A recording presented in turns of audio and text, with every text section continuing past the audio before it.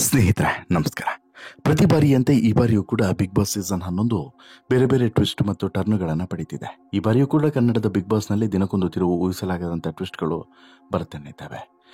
ಇಷ್ಟು ದಿನ silent ಆಗಿದ್ದಂಥ big boss ಮನೆ ಈಗ ಸಖತ್ ವೈಲೆಂಟ್ ಆಗಿದೆ. ಈ ಬಾರಿಯ ಬಿಗ್ ಬಾಸ್ ಮನೆಗೆ ಬಂದಂಥ ಸ್ಪರ್ಧಿಗಳು ಟಾಸ್ಕ್ಗಳನ್ನು ಗಂಭೀರವಾಗಿ ಪರಿಗಣಿಸಿದ್ದಾರೆ. ಎಲ್ಲಿವರೆಗೆ ಅಂತ ಹೇಳಿದ್ರೆ ವೈಯಕ್ತಿಕ ಲೆವೆಲ್ವರೆಗೂ ಕೂಡ ತೆಗೆದುಕೊಂಡು ಹೋಗ್ತಿದ್ದಾರೆ. ಅದೇ ರೀತಿ ಸೀಸನ್ 10ರಲ್ಲಿ ಮತ್ತು ಈ ಹಿಂದಿನ ಸೀಸನ್ಗಳಲ್ಲಿ ಏನೆಲ್ಲ ಈ ಸ್ಪರ್ಧಿಗಳ ಗೆಲುವಿಗೆ ಸಹಕಾರ ಆಯಿತು ನೋಡಿ, ಅದನ್ನೇ ಪ್ರಮುಖ ಅಂಶವಾಗಿ ಇಟ್ಟುಕೊಂಡು ಇಲ್ಲಿ ಈ ಬಾರಿ ಬಂದಂತಹ ಆಟಗಾರರು ತುಂಬ ಪ್ಲಾನ್ಡ್ ಆಗಿ ಆಡ್ತಾ ಇದ್ದಾರೆ. ಅದರಲ್ಲೂ ಕೂಡ ಈ ಬಾರಿ ಕಿರಿಕು, ಜಗಳ ಮತ್ತು ಕಿತ್ತಾಟ ಇದೆಯಲ್ಲ, ಇದು ಒಂದು ಹಂತ ತಾರಕಕ್ಕೆ ಹೋಗ್ತಾ ಇದೆ. ಆರಂಭದಲ್ಲಿ ಇದು ತಾರಕಕ್ಕೆ ಹೋದಂಥ ಪರಿಣಾಮ ಇಬ್ಬರು ಬಿಗ್ ಬಾಸ್ ಮನೆಯಿಂದ ತಳ್ಳಲ್ಪಟ್ರು. ಇದೀಗ ಮತ್ತೆ ಅದು ಯಾವಾಗ ರಜತ್ ವೈಲ್ಡ್ ಕಾರ್ಡ್ ಮೂಲಕ ಎಂಟ್ರಿಯನ್ನು ಪಡೆದ್ರೋ ಅದಾದ ಬಳಿಕ ಅಷ್ಟೇ ಕಾವನ್ನು ಮತ್ತೆ ಬಿಗ್ ಬಾಸ್ ಸೀಸನ್ 11 ಪಡೀತಾ ಇದೆ. ಈಗ ಇದೇ 10ರಲ್ಲಿ ಅಂದರೆ ಬಿಗ್ ಬಾಸ್ ಸೀಸನ್ 10ರಲ್ಲಿ ಒಂದಷ್ಟು ಸ್ಟ್ರಾಟಜಿಗಳನ್ನು ಮಾಡಿಕೊಂಡು ಕಾರ್ತಿಕ್ ವಿನ್ ಆಗಿದ್ರು. ಅದೇ ರೀತಿ ಈಗ ರಜತ್ ಕೂಡ ಗೆಲ್ಲುವಂತಹ ಕಾರಣಕ್ಕೋಸ್ಕರ ಒಂದಷ್ಟು ಸ್ಟ್ರಾಟಜಿಗಳನ್ನು ಮಾಡ್ತಿದ್ದಾರೆ ಅನ್ನುವಂಥ ಪ್ರಶ್ನೆ ಕೂಡ ಮೂಡ್ತಿದೆ. ಹಾಗಾದರೆ ಏನದು ಸ್ಟ್ರಾಟಜಿ, ಅದನ್ನೇ ನಿಮ್ಮ ಮುಂದೆ ಹೇಳ್ತಾ ಹೋಗ್ತೀನಿ. ಅದಕ್ಕಿಂತ ಮುಂಚೆ ನೀವಿನ್ನೂ ಕೂಡ ನಮ್ಮ ಚಾನಲನ್ನು ಸಬ್ಸ್ಕ್ರೈಬ್ ಮಾಡಿಲ್ಲ ಅಂದರೆ ದಯವಿಟ್ಟು ಈ ಕೂಡಲೇ ಸಬ್ಸ್ಕ್ರೈಬ್ ಮಾಡಿ ಸ್ನೇಹಿತರೆ. ಹೌದು, ಈ ಬಾರಿ ಬಿಗ್ ಬಾಸ್ ಸೀಸನ್ 11ರ ಆಟ ಇದೆಯಲ್ಲ, ಬೇರೆಯದೇ ಲೆವೆಲ್ನಲ್ಲಿದೆ. ಇಲ್ಲಿನ ಸ್ಪರ್ಧಿಗಳು ಕೂಡ ಬೇರೆದೇ ರೀತಿ ಆಲೋಚನೆಯನ್ನು ಮಾಡ್ತಿದ್ದಾರೆ. ಗೆಲ್ಲೋದಕ್ಕೋಸ್ಕರನೇ ಬಿಗ್ ಬಾಸ್ ಮನೆಗೆ ಬಂದಂಥ ರೀತಿ ಆಟವನ್ನು ಆಡ್ತಿದ್ದಾರೆ. ಎಲ್ಲವನ್ನು ಕೂಡ ವೈಯಕ್ತಿಕವಾಗಿ ತೆಗೆದುಕೊಳ್ತಿದ್ದಾರೆ ಮತ್ತು ಸಿಟ್ಟು, ಆಕ್ರೋಶ ಮತ್ತು ಗ್ರಜ್ ಅನ್ನೋದು ಒಂದು ಹಂತ ಮೀರಿ ಹೋಗಿದೆ. ಸಾಕಷ್ಟು ಜನ ಇಲ್ಲಿ ಟಾರ್ಗೆಟ್ ಕೂಡ ಆಗಿದ್ದಾರೆ. ಬಿಗ್ ಬಾಸ್ ಮನೆಯಲ್ಲಿ ಹೋಗುವಂತಹ ಸನಿಹದಲ್ಲಿದ್ದಂಥ ಒಂದಷ್ಟು ಸ್ಪರ್ಧಿಗಳು ಉಳಿದುಕೊಳ್ತಾರೆ ಅಂತೇಳಿ ಅಂದ್ಕೊಂಡವರು ಹೋಗಿದ್ದಾರೆ. ಇದರ ಜೊತೆಗೆ ಪ್ರಮುಖವಾಗಿ ಗಮನಿಸಬೇಕಾಗಿರೋದು, ಇಲ್ಲಿ ಒಂದಷ್ಟು ಸ್ಪರ್ಧಿಗಳು ಟಾರ್ಗೆಟ್ ಆಗಿರುವಂಥದ್ದು. ಆದರೆ ಅದೆಷ್ಟು ದಿನ ಗೊತ್ತಿಲ್ಲ.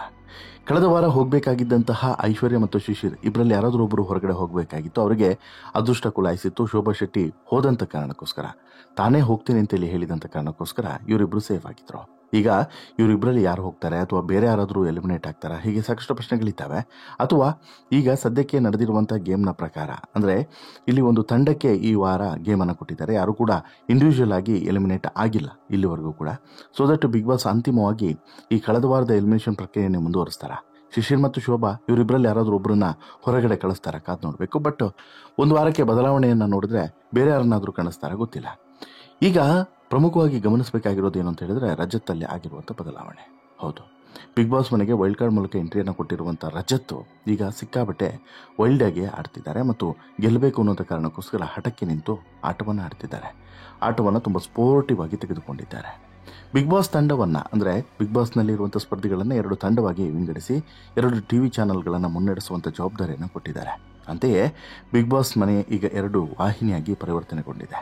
ಅದರ ಪ್ರಕಾರ ಎದುರಾಳಿ ಸ್ಪರ್ಧಿಗಳಿಗೆ ಈಗ ಟಾಸ್ಕ್ಗಳನ್ನು ಮತ್ತೊಬ್ಬ ಸ್ಪರ್ಧಿಗಳು ಕೊಟ್ಟಂತಹ ಎಪಿಸೋಡನ್ನು ಮಂಗಳವಾರ ಬಹುಶಃ ನೀವು ನೋಡಿರ್ತೀರ. ಶಿಶಿರ್ ಗೆಳತಿ ಐಶ್ವರ್ಯಗೆ 3 ಹಾಗಲಕಾಯಿ ತಿನ್ನುವಂತೆ ಕೇಳಿಕೊಳ್ತಾರೆ. ಅದ್ರ ಜೊತೆಗೆ ಮೆಣಸಿನಕಾಯಿ ಕೂಡ. ಅದೇ ರೀತಿ ಗೌತಮಿಗೆ ಹಾಗಲಕಾಯಿ ಮತ್ತು ಮೆಣಸಿನಕಾಯಿ ತಿನ್ನುವಂಥ ಟಾಸ್ಕನ್ನು ಕೊಡ್ತಾರೆ.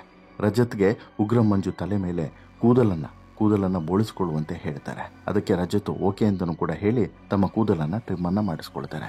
ಇನ್ನು ಈ ಟಾಸ್ಕ್ ಕಳೆದ ಸೀಸನ್ 10ರಲ್ಲೂ ಕೂಡ ಮಾಡಲಾಗಿತ್ತು. ಕಳೆದ ಸೀಸನ್ನಲ್ಲಿ ಕಾರ್ತಿಕ್ ಹಾಗೂ ತುಕಾರಿ ಸಂತೋಷ್ ಅವರೇ ಇದೇ ಟಾಸ್ಕ್ನ ನಿಮಿತ್ತ ತಮ್ಮ ತಲೆಯನ್ನು ಬೋಳಿಸ್ಕೊಂಡಿದ್ರು. ತಮ್ಮ ತಲೆಯನ್ನು ಬೋಳಿಸ್ಕೊಂಡ ಮೇಲೆ ಕಾರ್ತಿಕ್ ಮಹೇಶ್ಗೆ ಅದೃಷ್ಟ ಕುಲಾಯಿಸಿತ್ತು.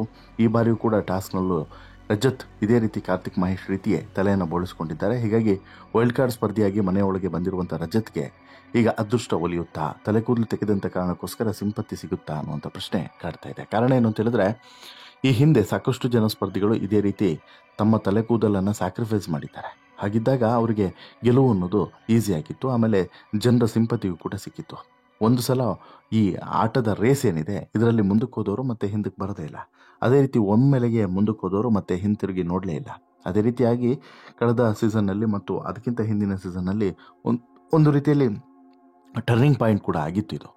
ಹಾಗಾಗಿ ಈಗ ಮತ್ತೆ ರಜತ್ಗೆ ಇದು ಟರ್ನಿಂಗ್ ಪಾಯಿಂಟ್ ಆಗುತ್ತಾ, ಬಿಗ್ ಬಾಸ್ ಮನೆಯ ಓಟದ ವೇಗ ಹೆಚ್ಚಾಗೋದಕ್ಕೆ ಇದು ಸಹಕಾರಿಯಾಗುತ್ತಾ ಅನ್ನುವಂಥದ್ದು ಈಗಿರುವಂಥ ಪ್ರಶ್ನೆ.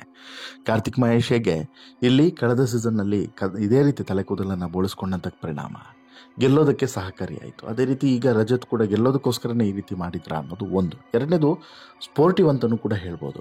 ಖಾಲಿ ಗೆಲ್ಲೋದಕ್ಕಂತಲ್ಲ, ಗೆಲುವು ಸೋಲು ಅದು ಬಿಡಿ, ಬಟ್ ರಜತಲ್ಲಿ ಒಂದು ಸ್ಪೋರ್ಟ್ ಮ್ಯಾನ್ಶಿಪ್ ಇದೆ. ಹಾಗಾಗಿ ರಜತ್ ಇಲ್ಲಿ ಇದನ್ನು ತುಂಬ ಚಾಲೆಂಜಾಗಿ ತೆಗೆದುಕೊಂಡ್ರು ಮತ್ತು ಕ್ರೀಡಾ ಸ್ಫೂರ್ತಿಯಾಗಿ ಅಥವಾ ಮನೋಭಾವನೆಯಾಗಿ ಇದನ್ನು ಸ್ವೀಕರಿಸಿದ್ರು. ಸೊ ದಟ್ ಕೂದಲನ್ನು ತೆಗೆಯೋದಕ್ಕೆ ಯಾವುದೇ ಅಭ್ಯಂತರ ಇಲ್ಲ ಅಂತೇಳ್ಬಿಟ್ಟು ಕಣ್ಮುಚ್ಕೊಂಡು ಕೂತ್ಕೊಂಡು ಕೂದಲನ್ನು ತೆಗೆಸ್ಕೊಂಡ್ರು. ಹೀಗಾಗಿ ಇದು ಕೂದಲು ಇವತ್ತಲ್ಲ ನಾಳೆ ರಿಟರ್ನ್ ಬಂದೇ ಬರುತ್ತೆ. ಬಟ್ ಒಂದು ಸಲ ಪಡೆದಂಥ ಸ್ಥಾನ ಅದೆಲ್ಲೂ ಕೂಡ ಹೋಗೋದಿಲ್ಲ ಅನ್ನೋದು ರಜತ್ಗೆ ಸ್ಪಷ್ಟವಾಗಿ ಗೊತ್ತಿದೆ. ಜೊತೆಗೆ ಇನ್ನು ಮುಂದೆ ಯಾವುದಾದ್ರೂ ಒಂದು ಹಂತದಲ್ಲಿ ರಜತ್ತು ಉತ್ತಮ ಅಂತೇಳಿ ಹೇಳಿಸ್ಕೊಳ್ಳೋದಕ್ಕೋ ಅಥವಾ ರಜತ್ತು ಒಳ್ಳೆ ಆಟಗಾರ ಅಂತೇಳಿ ಹೇಳಿಸ್ಕೊಳ್ಳೋದಕ್ಕೋ ಇದು ನೆರವಾಗುತ್ತೆ, ನೋ ಡೌಟ್. ಹಾಗಾಗಿನೇ ಇಂಥದ್ದೊಂದು ಸ್ಟ್ರಾಟಜಿಯನ್ನು ರಜತ್ ಮಾಡಿದ್ರು ಅನ್ನೋದರಲ್ಲಿ ಡೌಟೇ ಇಲ್ಲ. ಬಟ್ ಅದೇನೇ ಇದ್ರೂ ಕೂಡ ಹೇಗೆ ಕಳೆದ ಸೀಸನ್ಗಳಲ್ಲಿ ಬೇರೆ ಬೇರೆ ಸ್ಪರ್ಧಿಗಳಿಗೆ ಅಂದರೆ ಈ ಹಿಂದಿನ ಹಲವಾರು ಸೀಸನ್ಗಳಲ್ಲಿ ಇದೇ ರೀತಿಯಾಗಿದೆ. ಪ್ರತಿ ಸೀಸನ್ನಲ್ಲೂ ಕೂಡ ಇಂಥದ್ದೊಂದು ಟಾಸ್ಕನ್ನು ಬೇರೆ ಬೇರೆ ರೂಪದಲ್ಲಿ ಕೊಡ್ತಾರೆ. ಹಾಗೆ ಈ ಸೀಸನ್ನಲ್ಲೂ ಕೂಡ ಕೊಟ್ಟಿದ್ದಾರೆ. ಹಾಗೆ ಈ ಸೀಸನ್ನಲ್ಲಿ ಕೊಟ್ಟಂಥ ಈ ಟಾಸ್ಕ್ ಬಹುಶಃ ಇವರಿಗೆ ಹೆಲ್ಪ್ ಮಾಡಿದ್ರು ಕೂಡ ಮಾಡಬಹುದು ಅನ್ನೋದರಲ್ಲಿ ಡೌಟ್ ಇಲ್ಲ. ನಿಮಗೇನು ಅನಿಸುತ್ತೆ ಸ್ನೇಹಿತರೆ ಈ ಬದಲಾವಣೆ ಬಗ್ಗೆ, ಈ ಒಂದು ಚೇಂಜಸ್ನ ಬಗ್ಗೆ ನಿಮ್ಮ ಅಭಿಪ್ರಾಯ ಏನು? ದಯವಿಟ್ಟು ಕಮೆಂಟ್ ಮಾಡಿ ತಿಳಿಸಿ. ಜೊತೆಗೆ ಈ ಸ್ಟೋರಿ ಇಷ್ಟ ಆಯಿತು ಅಂತ ಹೇಳಿದ್ರೆ ಲೈಕ್ ಮಾಡಿ, ಶೇರ್ ಮಾಡಿ, ಚಾನಲ್ಗೆ ಸಬ್ಸ್ಕ್ರೈಬ್ ಆಗೋದನ್ನು ಮರಿಬೇಡಿ. ಧನ್ಯವಾದ.